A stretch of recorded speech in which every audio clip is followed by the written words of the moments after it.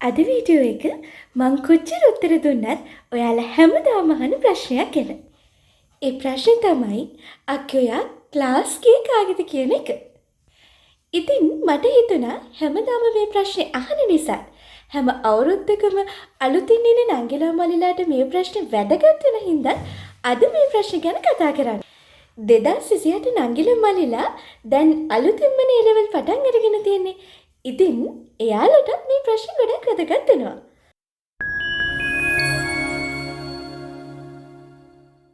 මම අප්සරා ධනංජනි. දැනට කොළඹ විශ්වවිද්‍යාලයේ වෛද්‍ය පීඨයේ ප්‍රථම වසර ඉගෙන ගන්න වෛද්‍ය ශිෂ්‍යාවක්. ඔයාලට ක්ලාස් තෝරගන්න විදිහ කොහොමද කියලා කියන්න කලින් මං මගේ කතාව පොඩ්ඩක් කියලා ඉන්නම්. මම O level කළේ 2020. ඒ වුණාට අපිට විභාගෙ දීපි 2021 නේ. ඉතින් O level ඉවරුණු ගමන්ම සාමාන්‍යයෙන් A level වලට ක්ලාසස් පටන් ගන්නවා. මටත් බයෝ කියන විෂයට මම මේ සර්ගේ යනවා කියනවා ඇරෙන්න ෆිසික්ස් කෙමිස්ට්‍රි ගැන ලොකු අදහසක් තිබෙත් නැහැ.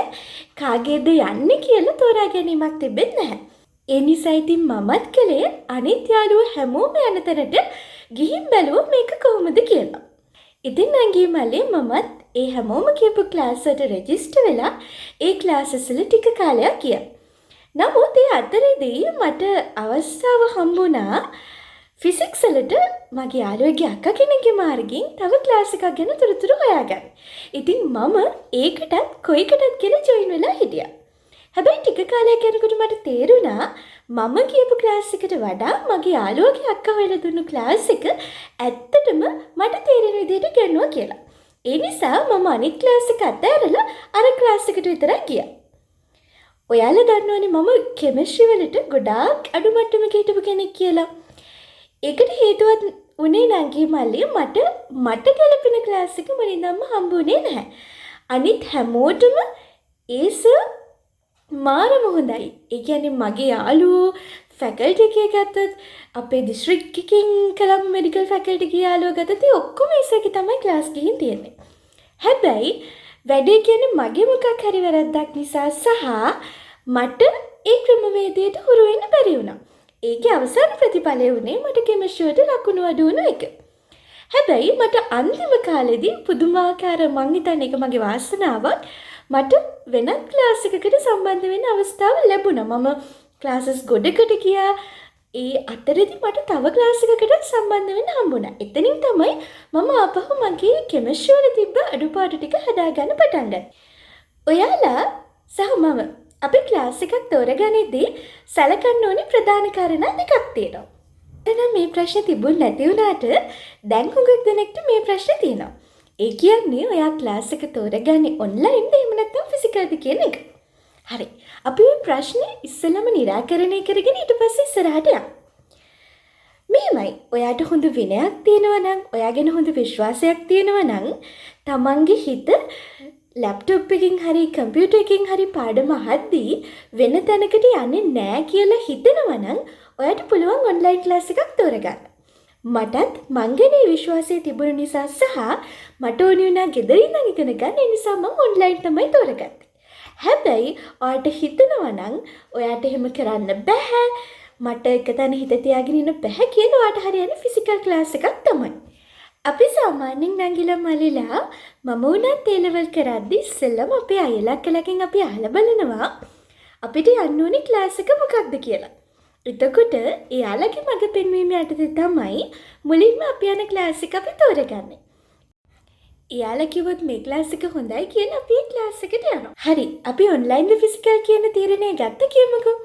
ඊට අමතරව ක්ලාස් එකක් තෝරගනිද්දී අපි මොනවද සැලකන්න ඕනි අනිකුත් කරුණු. අපි බලන්න ඕනි අපේ විෂය නිර්දේශය හරියට කවර් වෙනවද? අපිට ක්ලාස් එක ඇතුලේ පේපර්ස් කරනවද? ඒ වගේම තමයි කොච්චර කාලයකට කලින් අපිට සිලබස් එක කවර් කරලා දෙනවද කියන එක. දැන් ඔය ටික ඔක්කොම හොයාගත්තට පස්සේ අපි යන ඊළඟ විසඳුම අපි අයලා කලකින් අහලා බලන එකනේ. මේ ක්ලාස් එක හොඳයිද? මේ ක්ලාස් එක නරකයිද කියලා අපි එයාලා හැමෝම කියන හොඳම ක්ලාස් එකයි කියලා හැමෝම කියන එකට ගිහින් තමයි අපි රෙජිස්ටර් වෙන්නේ. අපි ඒ ක්ලාස් එකට යන්න පටන් ගන්නවා. හැබැයි හුඟක්ම වෙලාවට අපි හැමෝම කරන ලොකුම වැරද්ද තමයි අපි හොයාගන්නේ නැහැ ඒ ක්ලාස් එක අපිට ගැලපෙනවද කියන එක. අර මූලික අවශ්‍යතා තුනම සපුරනවා වෙන්න පුළුවන් හරියටම.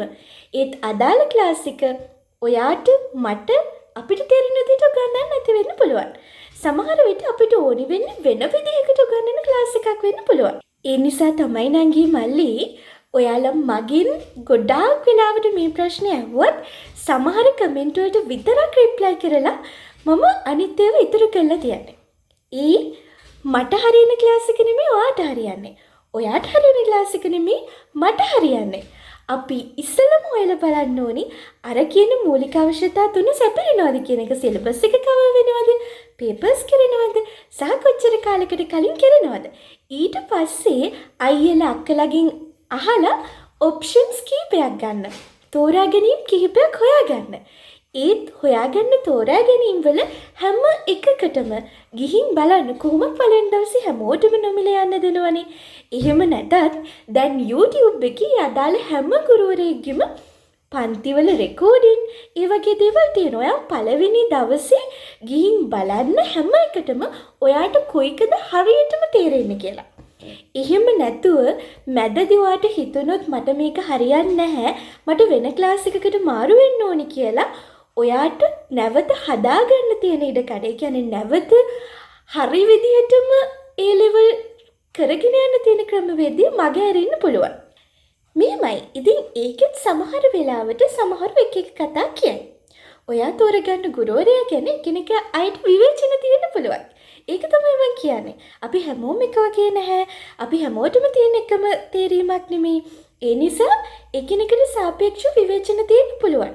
නමුත් ඔයාට හිතනවා නම් මේ ක්ලාස් එකකින් මට ඕනි දේ වෙනවා කියලා සහ එහෙම කියපු අය ඉන්නවා නම් ඔයා හිතලා බලන්න ඕනි මම මේක ගැන මගේ අතේ වගකීමක් අරගෙන මම මේක කරනවද කියලා. මටත් ඒ වගේ ගොඩාක් විවේචන ආවා. හැබැයි නංගි මල්ලි මම තීරණය කළා නැහැ. මට ගැලපෙන්නේ මේ ගුරුවරු නම් මට යාලා කියලා දෙන්නේ තේරෙනවා නම් එයාලා අතින් සමහර වෙලාවට සිලබස් එක ටිකක් ඇදෙන්න වෙන්න පුළුවන්. මාස 3කට කලින් කවර් නොවෙන්න පුළුවන්. ඒකට මම වෙන විකල්ප හොයාගත්තා. මම කලින් අවුරුද්දේ ක්ලාස් එකට ජොයින් වුණා. මම ඒකට වෙනම වැඩ කළා. හැබැයි මට වැදගත්ම දේ උනේ විෂය කරුණු හරියටම තේරෙනවද කියන එක.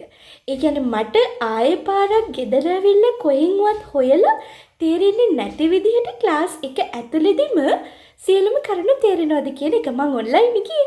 එතකොට මට ඔන්ලයින් සෙෂන් එක ඉවර වෙනකොට සම්පූර්ණයෙන් පාඩමේ මතක තියෙන්න ඕනි කියන එක නෙමෙයි කියන්නේ පාඩම තේරිලා තියෙන්න ඕනි. ආයෙ ක්ලාස් එක ඉවර වෙලා පාඩම කියවද්දී ඔයාට තියෙන මතක තියාගන්න විතරයි එතකොට තේරිලා තියෙන්න ඕනේ. ඒ වගේම තමයි ක්ලාස් එකක් තෝරගනිද්දී ඔයාට තේරෙන එක තෝරගන්නවා වගේම ක්ලාස් එක ඇතුළතදී වැඩියෙන් වැඩ කරන එකක් තෝරගන්න. ඔයාට ගෙදරදී ඇවිල්ලා කරන්න තියෙන වැඩ ප්‍රමාණය අඩු වෙන එකක් තෝරගන්න. ක්ලාස් එක ඇතුළතදී ප්‍රශ්නට උත්තර ලියන, ක්ලාස් එක ඇතුළතදී පේපර්ස් කරවන, ක්ලාස් එක ඇතුළතදී සමහර විට බලෙන් වීඩියෝස් දාලා කරගෙන ආවේ නැත්නම් සමහර තැන්වල ගහනවනේ බලනවනේ ඒව චෙක් කරනවනේ හෝම්වර්ක් කරාද කියලා. ඒ වගේ දෙයක් කරන ක්ලාස් එකක් තෝරගන්න. එතකොට ඔයාට ඔයාගේ සොයන් විනයක් නැති වුණත් ගුරුවරයාට තියෙන බයට හරි ඔයා වැඩ ටික දෙනවා.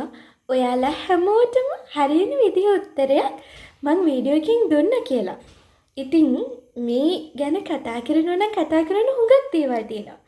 මම හුඟක් කාලෙකට පස්සේනේ අද මේ වගේ ස්ටඩි ටිප්ස් ඒරියා එකක් අරගෙන ඉන්නේ. ඒ නිසා මට හිතුණා මේ වීඩියෝ එක එච්චර දිග කරන්න හොඳ නැහැ. ඔයාලගේ තියෙන අදහසත් එක්ක අපි ඊළඟ වීඩියෝස් ටික කරමු කියලා. වගේම තමයි ඔයාලට හිතෙනවා නම් මේ වීඩියෝ එක වැදගත්, ඔයාගේ මේ යාළුවෙක්ට මේක හුඟක් වැදගත් වෙයි කියලා අමතක නොකර ෂෙයා කරන්න. සබ්ස්ක්‍රයිබ් කළා නැත්නම් channel එක සබ්ස්ක්‍රයිබ් කරන්න. එහෙනම් thank you for watching.